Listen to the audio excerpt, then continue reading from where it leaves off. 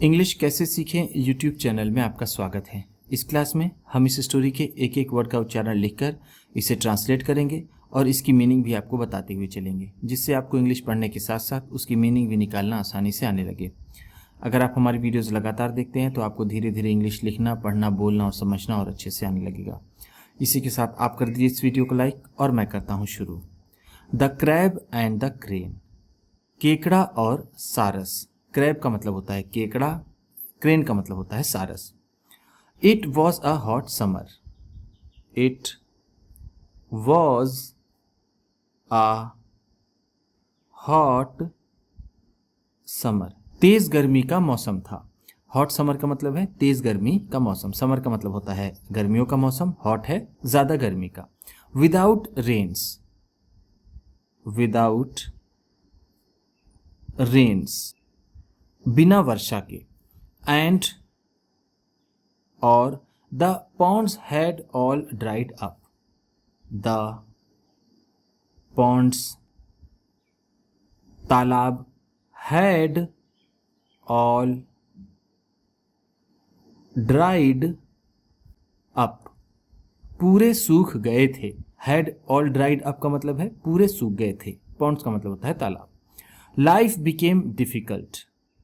Life became difficult, जिंदगी कठिन हो गई थी। बिकेम का मतलब हो गई थी, डिफिकल्ट कठिन, लाइफ जिंदगी। For the fish. For the fish, मछलियों के लिए। In the ponds. In the ponds, तालाबों में। तालाबों में मछलियों के लिए जिंदगी कठिन हो गई थी। A crane volunteered. A crane volunteered, एक सारस ने इच्छा जताई। वॉलंटियर का मतलब होता है इच्छा जताना। वॉलंटियर्ड है तो इच्छा जताई। To take them to a pond. To take them, उन्हें ले जाने के लिए। टू अ पॉन्ड, किसी तालाब में। In the deep woods. In the deep woods, गहरे जंगल में। Where there was plenty of water. Where there was, जहां पर था। प्लेंटी ऑफ वाटर, पर्याप्त मात्रा में पानी। प्लेंटी ऑफ वाटर का मतलब है पर्याप्त पानी। उस सारस ने उन्हें ऐसे तालाब में ले जाने की इच्छा जताई जहां पर पर्याप्त पानी था। Distrustful of the crane. Distrustful, आशंकित। ऑफ द क्रेन, उस सारस से, यानी उस सारस पर विश्वास न होने के कारण। डिस्ट्रस्टफुल का मतलब होता है आशंका की स्थिति में होना या फिर किसी पर विश्वास ना करना। The fish held a conference. The fish, मछलियों ने। हेल्ड, बुलाई। अ कॉन्फ्रेंस, एक सम्मेलन। मछलियों ने एक सम्मेलन बुलाया। ध्यान दीजिएगा, फिश का सिंगुलर और प्लूरल दोनों फिश ही होता है, फिशेज नहीं होता। At last. एट लास्ट, अंत में। A big fish.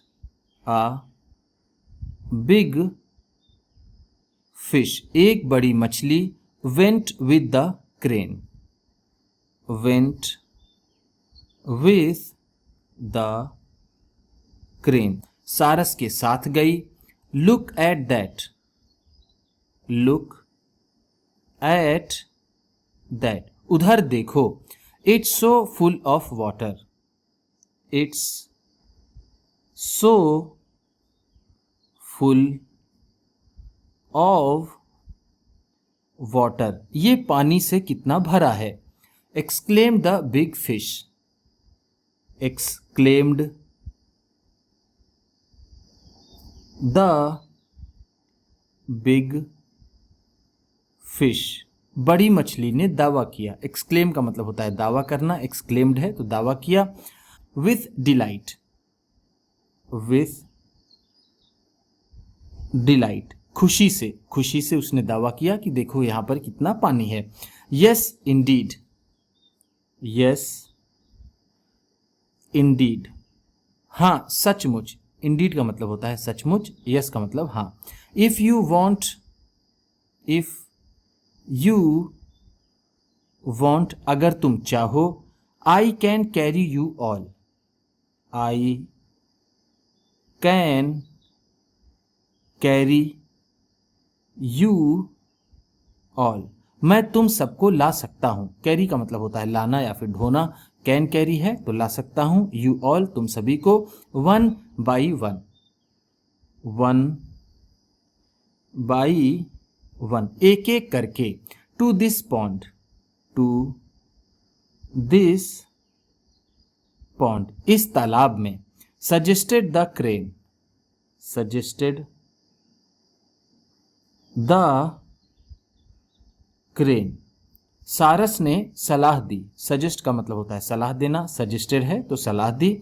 Desperate for a home, desperate हताश, फॉर अ होम, घर के लिए, घर के लिए हताश। The fish decided, the fish decided, मछलियों ने फैसला किया। To trust the crane, to trust the crane, सारस पर भरोसा करने के लिए। ट्रस्ट का मतलब होता है भरोसा करना। बट अलास, बट अलास, लेकिन हाय, अलास का मतलब होता है हाय। The crane took them, the crane took them, वह सारस उन्हें ले गया। To the woods, to the woods, जंगल में। एंड, और one by one, one by one, एक एक करके। Ate them, ate them, all up, उन सभी को एक एक करके खा गया। एट देम ऑल अप का मतलब है उन सभी को खा गया। एट ईट का सेकेंड फॉर्म है। ईट का मतलब होता है खाना, एट है तो खा गया। Nothing but their bones remained, nothing but their bones remained, उनके हड्डियों के सिवा कुछ नहीं बचा। रिमेंड का मतलब है बचा। नथिंग बट देयर बोन्स, उनके हड्डियों के सिवा। The last creature, the last creature, आखिरी प्राणी। क्रिएचर का मतलब है प्राणी, लास्ट आखिरी। Left in the pond, left in the pond, तालाब में बचा हुआ या फिर छूटा हुआ। लेफ्ट का मतलब होता है बचा हुआ या फिर छूटा हुआ। वॉज अ क्रैब, एक केकड़ा था। तालाब में आखिरी बचा हुआ जो प्राणी था वो एक केकड़ा था। क्रैब का मतलब होता है केकड़ा। द क्रेन, द क्रेन, उस सारस ने। Took the crab to, took the crab to, उस केकड़े को भी ले गया। विथ हिम, विथ हिम, अपने साथ। बट, लेकिन। As he was about to devour him, as, जैसे ही। He was about to devour him, जैसे ही उसे वह खाने वाला था। डेवर का मतलब यहां पर होगा ईट, खाना। अबाउट टू है तो वाला था। The crab Claude him, the crab, केकड़े ने। क्लॉड हिम, उसे पकड़ लिया, सो हार्ड, सो हार्ड, इतनी जोर से, दैट कि his head broke of, his head उसका सिर, ब्रोक ऑफ टूट गया, एंड और the wicked crane, the wicked crane वो दुष्ट सारस, डाइड मारा गया। विकेड का मतलब होता है दुष्ट, डाइड मारा गया, मारा गया या फिर मर गया। उम्मीद करता हूँ इस क्लास में बताई गई वर्ड मीनिंग्स और सेंटेंसेस आपको अच्छे लगे होंगे। सबसे अच्छा वर्ड कौन सा लगा इसे कमेंट बॉक्स में ज़रूर बताइएगा। इसी तरह की वीडियोस के साथ साथ ढेर सारी रीडिंग की, ट्रांसलेशन की और बहुत सी इंग्लिश सीखने वाली वीडियोस पाने के लिए चैनल को सब्सक्राइब कीजिए और ये वीडियो किसी न किसी अपने एक दोस्त को, मित्र को, परिवार वाले को शेयर भी ज़रूर कर दीजिएगा। तो चलिए मिलते हैं फिर अगली वीडियो में।